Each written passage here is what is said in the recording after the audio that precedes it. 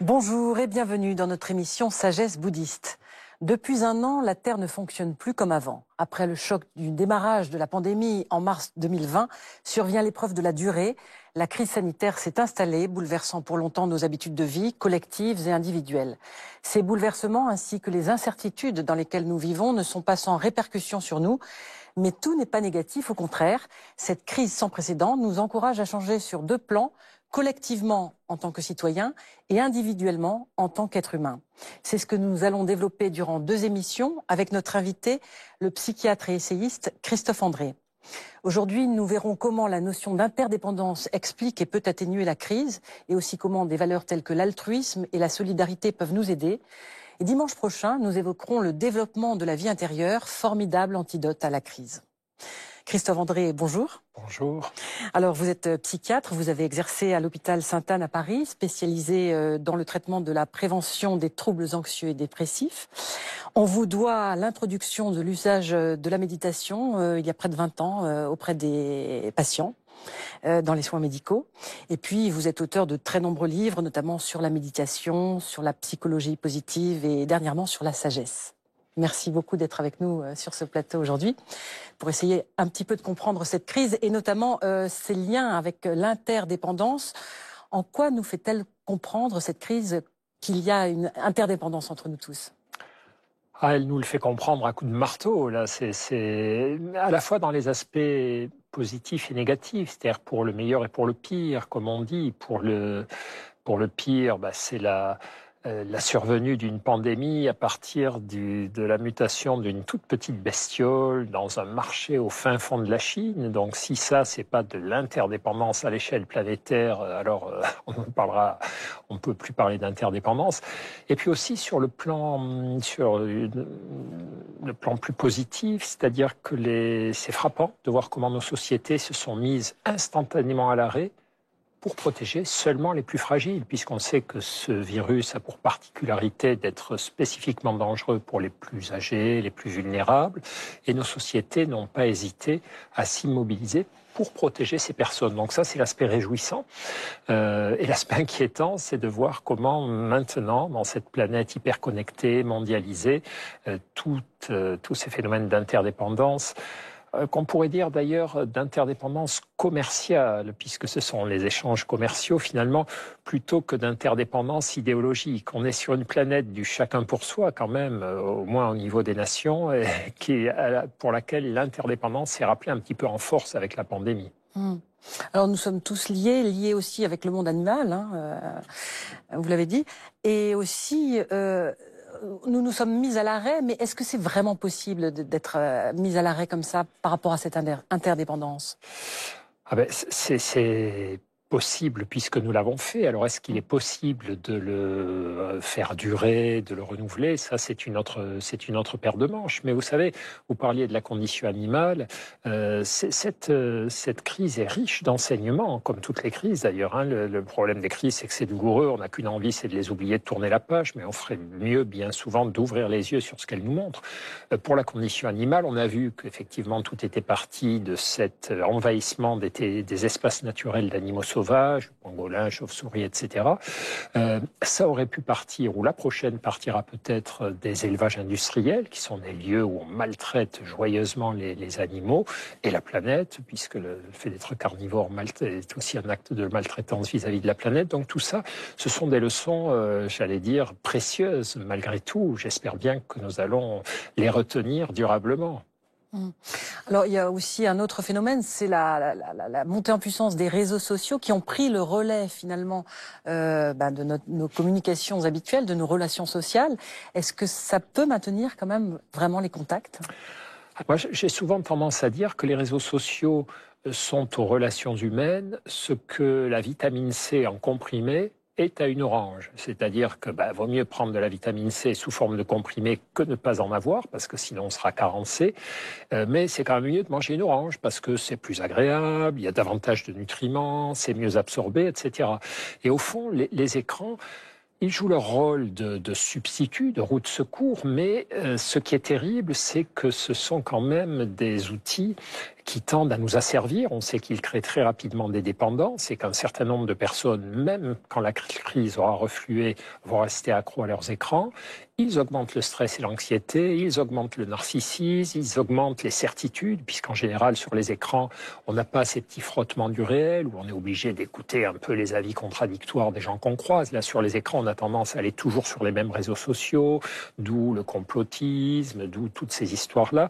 Donc, là aussi, grande leçon, les écrans sont des bons serviteurs et des très, très, très mauvais maîtres. Alors, pour revenir à cette notion d'interdépendance, en quoi peut-elle nous aider à sortir de la crise? Si l'interdépendance, au fond, ne sert que le commerce et la finance, elle n'a pas beaucoup d'intérêt. Par contre, ce que nous découvrons aussi à l'occasion de cette crise, c'est que, comme le dit le proverbe que nous citons au début de notre livre, tout seul on va plus vite, mais ensemble on va plus loin. C'est-à-dire que la tentation de l'individualisme et de l'égoïsme est d'autant plus menaçante qu'effectivement, parfois, en la jouant perso, comme on dit, en étant très individualiste, on peut à court terme mieux s'en sortir. On pique les parts de gâteau des copains, en gros, quoi. Et donc on mange 2 fois plus. Par contre, sur le long terme, la vraie solution, c'est pas l'égoïsme, c'est l'interdépendance, c'est-à-dire la conscience que avec les autres, en respectant les autres, en les aidant et en acceptant d'être aidé par eux, la vie est plus intéressante, je suis plus résilient, je suis plus costaud. Et ça, c'est le moment. Actuellement, c'est le moment pour l'humanité et pour les humains de vraiment, vraiment le comprendre. C'est de le comprendre et de développer donc certaines valeurs comme l'altruisme, le respect. Oui, de cultiver, parce que l'interdépendance, bien sûr, on voit tous que c'est une sorte d'idéal, c'est comme la liberté, c'est comme la fraternité, l'égalité, etc. Mais comme tous les idéaux, elle doit se travailler par des efforts au quotidien et par un état d'esprit. C'est vrai que l'interdépendance, c'est un état d'esprit, c'est toujours se demander finalement, se poser la question régulièrement, qu'est-ce qui, dans mes succès, dans ce qui va bien dans ma vie, est dû aux autres? Ne jamais oublier ce que je dois aux autres. Si je réussis un examen, si j'atteins un objectif, bien sûr que j'ai fait des efforts en général, mais j'ai aussi été aidé à un moment de ma vie. Donc, s'arrêter, prendre conscience de ça, avoir de la gratitude pour ceux qui m'ont aidé, prendre conscience que sans eux, je n'en serais pas où j'en suis, etc. Et puis donner aussi aux autres. Mais cette interdépendance, elle est au cœur du bouddhisme, évidemment, hein, sous forme de... C'est un des grands concepts de la philosophie bouddhiste, mais aussi dans les pratiques de méditation, hein, la pratique du Tonglen, donner, recevoir, où on associe ces mouvements respiratoires à tout un travail de transformation de l'esprit. C'est une mise en pratique, au fond, de ce que peut être l'interdépendance au niveau social, au niveau de la société. L'interdépendance, c'est je reçois, je redonne, je reçois, je redonne, comme une sorte de respiration de nos groupements humains. Alors pour revenir et tenter encore d'expliquer la crise, il y a cette notion d'inégalité qui a été révélée finalement, une inégalité sur plusieurs plans. Est-ce que vous pouvez nous expliquer un petit peu? Et oui, comme toutes les crises, celle-ci a montré que les humains n'étaient pas égaux entre eux, qu'ils étaient dotés de ressources différentes. Il y a des gens qui avaient beaucoup de ressources face à cette crise, qui avaient des ressources extérieures. Il y avait un jardin, qui avait des voisins, qui avaient les moyens, au fond, d'organiser une vie pas trop désagréable, même dans un cadre confiné. Il y avait des gens, il y a toujours des gens qui ont des ressources intérieures, qui aiment bien être seuls, réfléchir, lire, écrire. Ceux-là, évidemment, ils ont tous les outils pour mieux s'en sortir. Et puis d'autres parmi nous qui sont moins bien équipés pour ces restrictions. Vous savez, tous les humains dont l'équilibre repose beaucoup sur l'extériorité, sur les actions, les interactions, les distractions, les sorties, ceux-là, ils ont beaucoup souffert. Et le confinement les prive de grandes sources d'équilibre. Parce que ce qui fait l'équilibre d'un être humain, bien sûr, c'est tout ce qui se passe à l'intérieur de lui-même, mais c'est quand même aussi toutes ces nourritures qu'il reçoit, des interactions avec l'environnement. On peut en être privé un certain temps de ces échanges sociaux, de ces sorties, de ces balades, mais pas trop longtemps. Sinon, très très vite, vous savez, vous prenez un humain, vous le mettez seul, vous l'empêchez de sortir de chez lui. Même s'il a des ressources intérieures, ça va mal se passer en quelques mois. On observe aussi une inégalité au niveau des pays. On a l'impression que les pays riches, les plus développés, ont été finalement les plus vulnérables à cette crise. Ouais, ça c'est curieux, mais c'est assez classique aussi. C'est-à-dire qu'en fait, les pays développés et privilégiés sont aussi les pays dans lesquels l'interdépendance technologique, en tout cas, est à son niveau le plus élevé. Nous sommes très dépendants de l'eau courante, de l'électricité, du confort moderne. On s'énerve dès qu'on n'a plus de réseau. C'est pas le cas dans les pays très pauvres où vraiment tout ce confort technologique est beaucoup moins évident. Et donc dès qu'il y a un peu de neige, une panne d'électricité ou une panne de transport, on est très perturbé parce qu'on a pris des habitudes de confort. Et donc nos sociétés, plus une société est riche, plus elle est complexe et donc plus elle est vulnérable. Et puis aussi on a pris l'habitude effectivement de vivre confortablement. On a perdu la notion de ce qu'est la rudesse parfois du quotidien. On a des assurances. Moi j'ai vu un jour des assurances pour les gens qui voulaient partir à la neige. Assurance contre l'absence de neige. Donc voilà, on va aller faire du ski, mais on prend une assurance pour être sûr qu'il y aura de la neige ou sinon être remboursé. Donc c'est ça qui nous rend plus fragiles aussi. Et ça aussi, c'est une leçon intéressante. C'est-à-dire finalement, le confort, c'est très bien, protéger les gens, c'est très bien, mais au-delà d'un certain seuil, est-ce qu'on ne devient pas tous les uns et les autres un peu trop douillés, un peu trop insatisfaits ? Finalement, est-ce qu'on peut dire que cette crise, ce ralentissement général imposé à tous, n'est peut-être pas quelque part un peu salutaire ?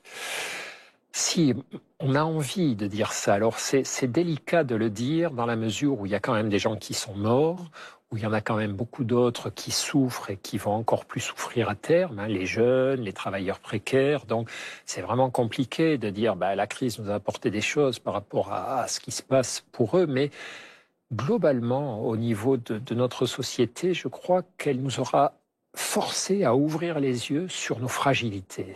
Et vraiment, pour que cette crise laisse un héritage fécond, il faut qu'on se dise, OK, qu'est-ce qu'elle nous a montré? Quelles leçons elle nous a délivrées? Et là, on pourra prétendre en avoir fait un bon usage. Peut-être aussi l'occasion d'être plus altruiste, de regarder plus son environnement direct ou plus lointain. Oui.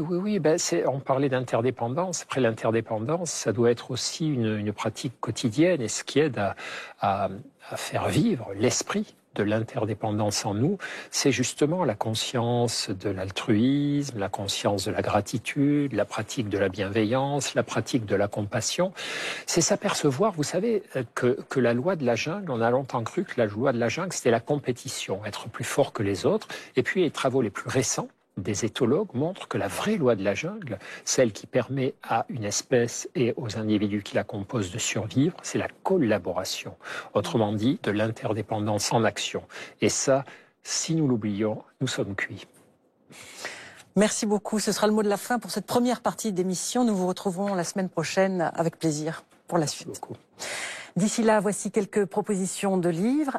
Tout d'abord, Ces liens qui nous font vivre, éloge de l'interdépendance de notre invité Christophe André avec Rebecca Shankland, édition Odile Jacob. Pour être plus heureux, il est nécessaire d'œuvrer avec ou pour les autres. Ce livre propose ainsi des conseils concrets pour comprendre la notion si bénéfique d'interdépendance à travers des applications simples à mettre en œuvre au quotidien avec son entourage. Abécédaire de la sagesse, coécrit par Christophe André, Alexandre Jolien et Mathieu Ricard, chez l'Iconoclaste, qui propose ici un petit dictionnaire pratique de la sagesse à conserver près de soi.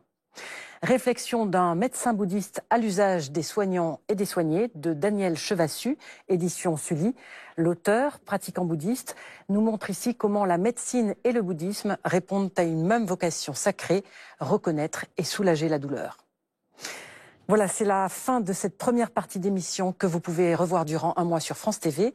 Nous nous retrouvons dimanche prochain avec hâte pour la suite avec Christophe André. Merci de nous avoir suivis. Très bonne semaine à tous.